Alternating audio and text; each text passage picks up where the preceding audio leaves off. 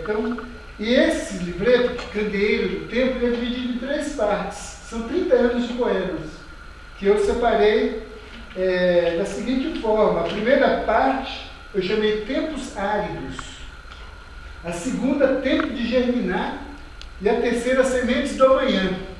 Então, esse Tudo Tem, de 79, que foi influenciado pelo Níquel, ele tinha 2 poeminhas que eu reproduzi aqui no Candeeiro do Tempo.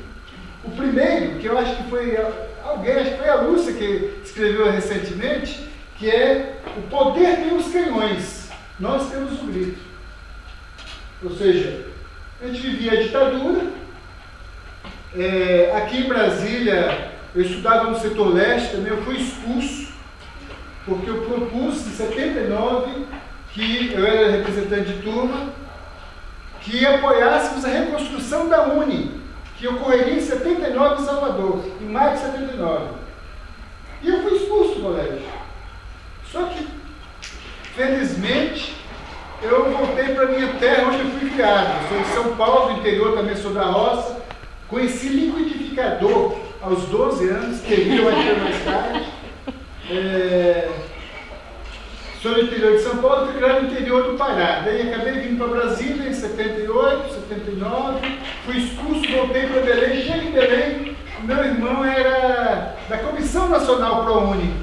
Eu organizava o Congresso de Salvador e de lá para cá o Tudo Tem, ele não trouxe apenas este poema, esse verso que falava a força que a gente tem no nosso grito. Mas trouxe também um dia desse a Maria da Conceição Moreira Silva Salles.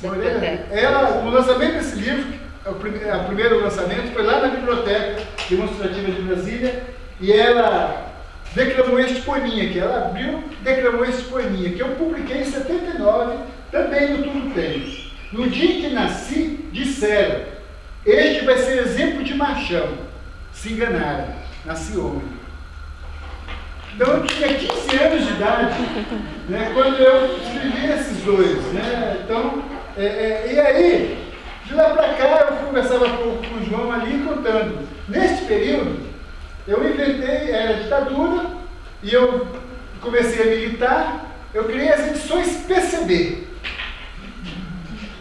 Só que era Pedro César Batista. Não era Partido Comunista Brasileiro. Existe gente, tanta gente idiota que o meu ex-chefe, eu não vou bem brigar comigo porque eu mandava e-mails pessoais, algumas vezes no trabalho, assinados com poemas PCB. Não mistura partido.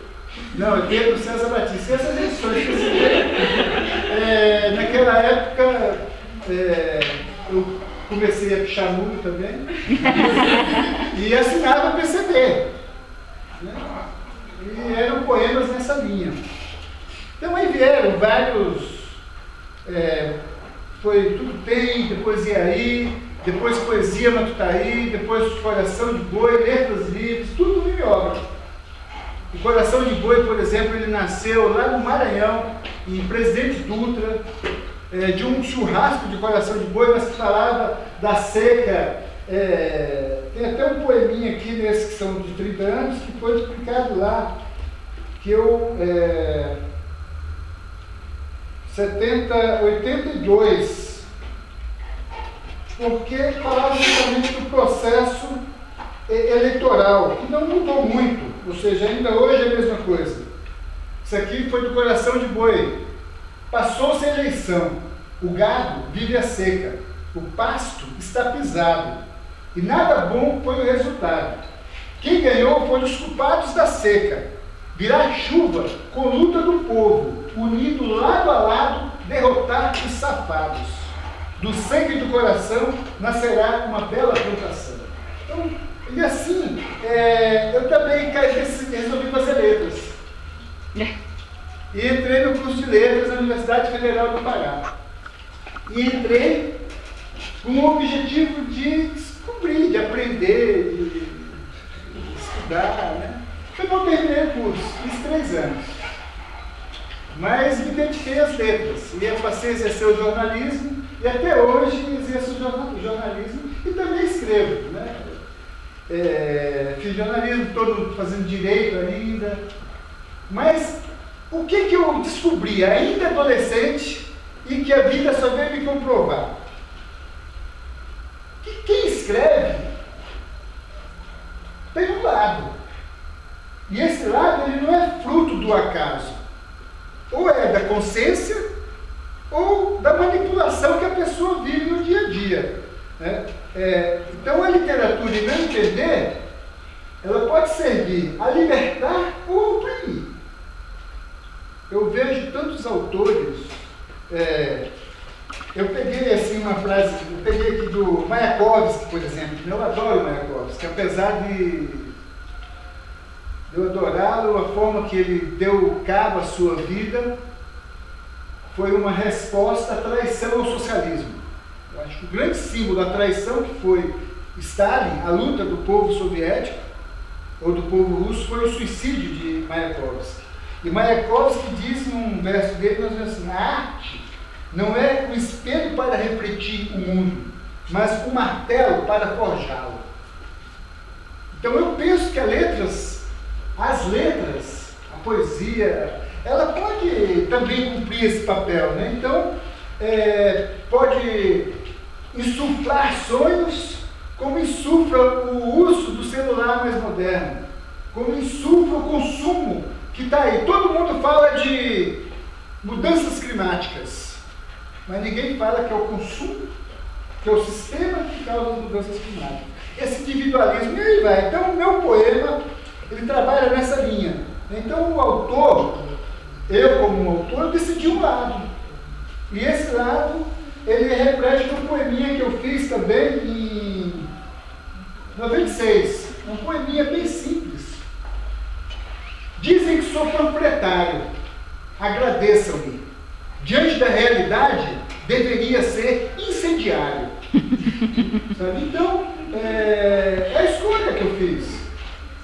Então, na realidade, eu acho que existem vários autores na história da humanidade. Por exemplo, no Brasil, nós tivemos um engenheiro militar que, para mim, foi um camarada assim, que deu luz para o povo brasileiro.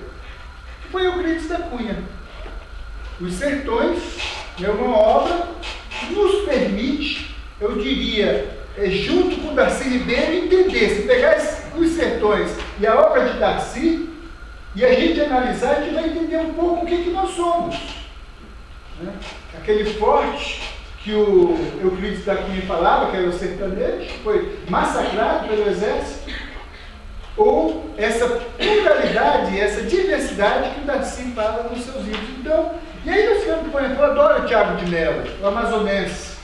O Thiago de Mello vive até hoje lá no seu recanto, e os versos de Thiago, durante a luta contra a ditadura, tiveram um papel fundamentais, como teve o maranhense Ferreira Goulart, né? Como tiveram os poemas musicados de Chico Buarque, e tantos mais. Então, Neruda, né? Ou seja, o papel que Neruda teve, no sentido de provocar sonhos. Ou seja, e eu penso isso, que um dia desse faz tempo, eu estava em Congonhas e cruzei com Gilberto Gil. E nunca tinha conversado com ele, foi a única vez que eu conversei com ele. Estava ele e a filha, a Preta Gil. Eu sei que eu comecei a conversar com o Gil, ele acabou perdendo a vida. Nós começamos a discutir sonhos. Porque eu acho que o poema de Gilberto Gil provoca sonhos. E eu penso e acredito, e trabalho nessa perspectiva, que a gente pode, com a literatura, provocar sonhos. Provocar sonhos daquilo. Eu costumo fazer um diálogo comigo mesmo. Se somos humanos, a fundamentação do que é ser humano está errada. Porque a história do ser humano é uma história violenta, egoísta, mesquinha, de acumulação. Desde a hora que fecharam a terra ali e começaram a criar a propriedade, até hoje